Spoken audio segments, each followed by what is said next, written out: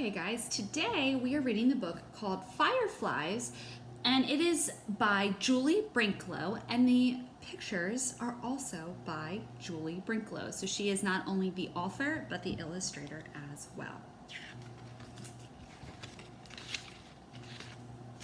On a summer evening, I looked up from dinner through the open window to my backyard.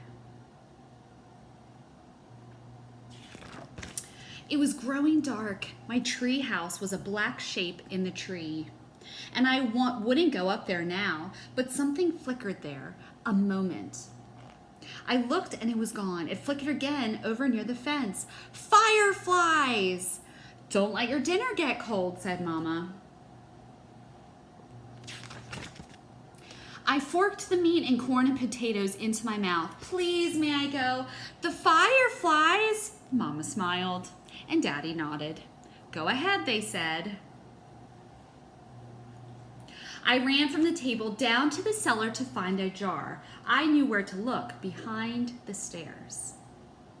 I wonder why he needs a jar for the fireflies.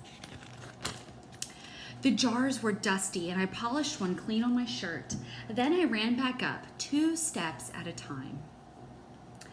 Holes, I remembered, so they can breathe. And as quietly as I could, so she wouldn't catch me dulling them, I poked holes in the top of the jar with Mama's scissors. The screen door banged behind me as I ran from the house. If someone said, "Don't slam it," I wasn't listening. I called to my friends in the street, "Fireflies!" But they had come before me with polished jars, and others were coming behind. The sky was darker now. My ears rang with crickets and my eyes stung from staring too long. I blinked hard as I watched them. Fireflies! Blinking on, blinking off. Dipping low, soaring high above my head, making white patterns in the dark. We ran like crazy, barefoot in the grass. Catch them, we cried, grasping at the little lights. Suddenly, a voice called out above the others, "I caught one!" And it was my very own.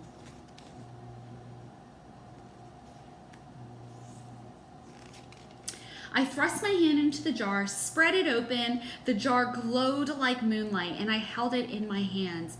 I felt a tremble of joy and shouted, "I can catch hundreds!" Then we dashed about, waving our hands in the air like nets, catching 2, 10, hundreds of fireflies, thrusting them into our jars and waving our hands around for more. Then someone called from my house, "It's time to come in now," and others called from other houses, and it was over. My friends took jars of fireflies to their houses. I climbed the stairs to my room and set the jar on the table by my bed. Mama kissed me and turned out the light. "I caught hundreds," I said to her.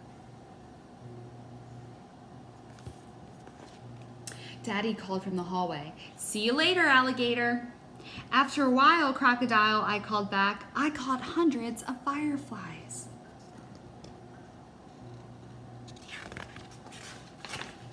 In the dark, I watched the fireflies from my bed. They blinked off and on, and the jar glowed like moonlight.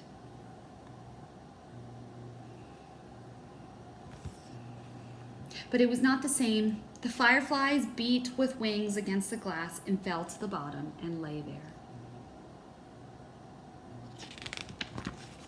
The light in the jar turned yellow, like a flashlight left on too long.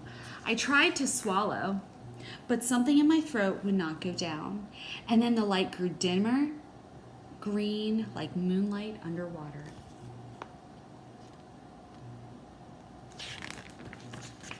I shut my eyes tight and put the pillow over my head. They were my flies. I caught them. They made moonlight in my jar. But the jar was nearly dark. I flung off the covers, went to the window, opened the jar, and aimed it at the stars. Fly!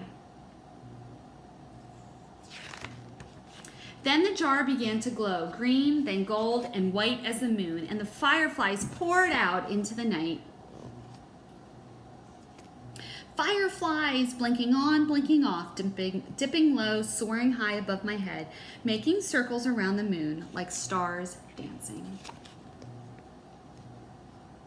I held the jar, dark and empty, in my hands. The moonlight and the firefly swam in my tears, but I could feel myself smiling. The end.